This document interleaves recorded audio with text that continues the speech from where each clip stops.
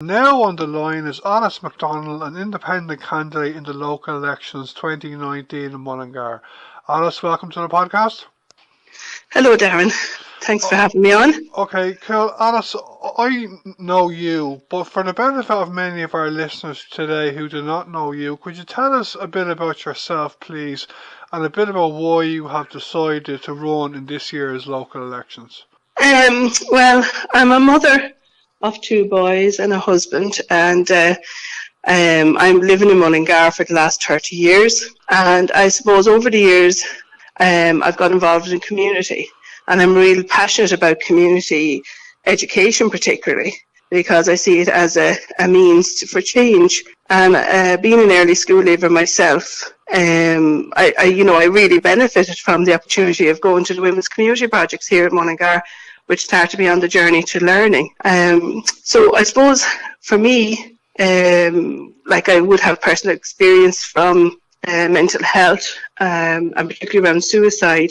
And, I think it's really important for communities to hold a solution and to have that voice heard. And that's really why I'm running for local elections this year, because it's been avoided, real conversation around community mental health. And you have a very interesting educational background, I see, from your Facebook page.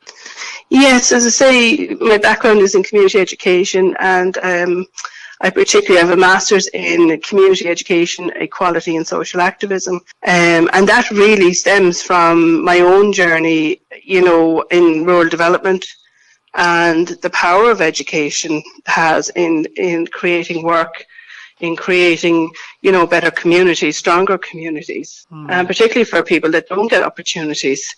Like the local community education programs really do provide, an access point for people to start off, and particularly if you're a young mother and, childcare costs and all that, that's all catered for at local level, which needs to be supported more and more.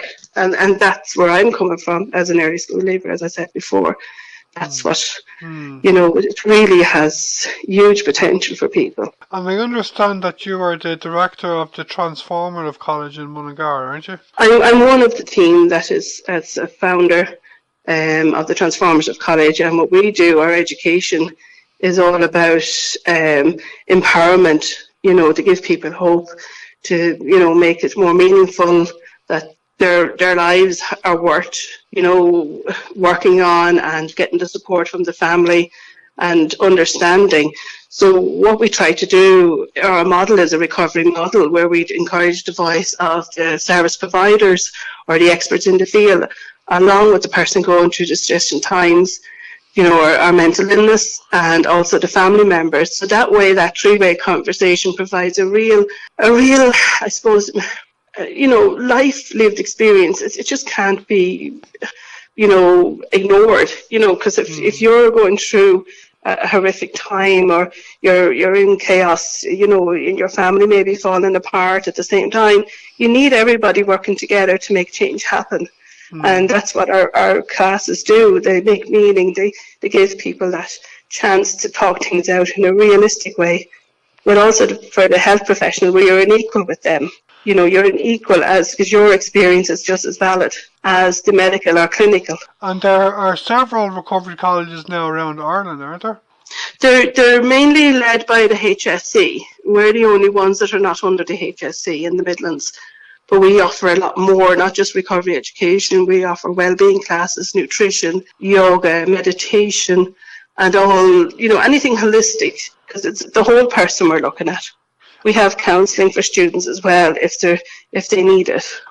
We have a bank of external counsellors that are qualified to provide support for people in crisis as well. And your office is based in Mullingar, but am I right in saying you cover all of Westmeath and Longford, is it? We have outreach to community groups and in Longford as well. Now, we had a cafe running there and recovery classes, but because we took on a lease in Mullingar, we're limited with our funding, because we were very little funding from government departments. Like, we're totally volunteer-led, peer-led, and we have we got a fantastic donation from Pranic Healing Ireland, who love what we do, and they support us not just financially, but also with classes around meditation and mindfulness as well. Okay, and to talk a bit more about mental health in your part of the world, can you tell us a bit about the mental health services in your part of the world? Well, we're very, I suppose, lucky to have services here, because many areas don't. We have a community mental health team. We have St. Lomans. We'd have the ones that sort of people are directed to, the primary care as well. But like most services around health, but particularly mental health, they really are under pressure. Like the staff are really pressurised from day to day. They're underfunded and they're really not supported enough. So it's the like of us here in the college that is offering that sort of gap, that people can access services, because they could be waiting 3 to 6 months depending on the waiting list in different departments, and particularly around the youth. They're not employing enough staff to meet the demand, and with embargoes, and it's stressful for people when you're in crisis to wait 3 months or 6 months or longer. It's not good enough, Okay, to talk about the local elections again, Alice, what changes do you think you could make or help make to the way the council is run, Westmeath County Council? I suppose where I'm coming from, as I say, what's on the street and my own experience is that, council needs to be more aware of the mental health issues that is affecting the community, because if you don't have that voice at the table, decisions aren't going to be, even thinking of people that are in distress, particularly around housing, homelessness, environmental issues as well. Because if you're living in an area that's having an impact on your mental health, that needs to be highlighted, with antisocial behaviour, because if you're vulnerable already, that's adding to your pressure. And that's, I suppose, where I'm coming from, that voice is heard and not overlooked. Okay, I read on your Facebook page also that you have no posters in this year's local elections in Mullingar. Are you in any way optimistic of getting elected? I am, in the sense that, I don't have the funds for posters campaign. I'm not part of a party. And also the environmental issue, which is really key. A lot of these posters could be recycled if they really cared about the environment. I think that's what it should be done, recycling of some sort.